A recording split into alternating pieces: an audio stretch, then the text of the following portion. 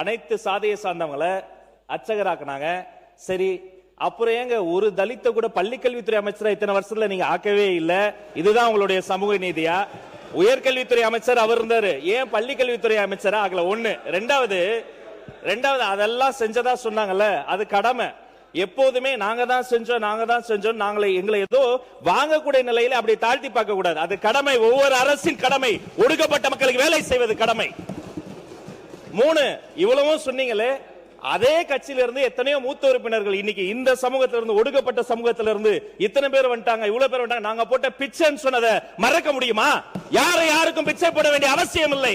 பாபா சாஹேப் அம்பேத்கர் கொடுத்த உரிமையில் நாங்கள் வாழ்ந்து கொண்டு இருக்கிறோம். அதனால மதிப்பிற்குரிய உறுப்பினர் பொதுக்கூட்டத்தில் பேசுவதை போல பேசுகிறார், இவரை சொல்லாதீங்க, அவரை சொல்லுங்க. கருத்தை எதிர்கொள்ளுங்க. நீங்க கொடுத்து வாங்க வேண்டிய நிலைமையில நாங்க இல்ல. எல்லோருக்கும் எல்லாம். இது அம்பேத்கர் எழுதி வைத்த சட்டம். இதை செய்ய வேண்டியது கடமை.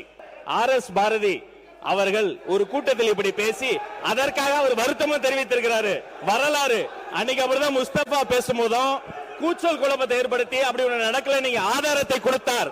தேவைப்பட்டால் சபாநாயகருக்கு நான் ஆதாரத்தை தருவேன். முஸ்தபா சொன்னதும் உண்மை, இந்த ராஜமோகன் சொன்னதும் உண்மை. ஒடுக்கப்பட்ட மக்களுக்கு வெற்றி தலைவர் வாழ்க்கையில தான் ஒரு விடிவுகளை மறுவதும் உண்மை.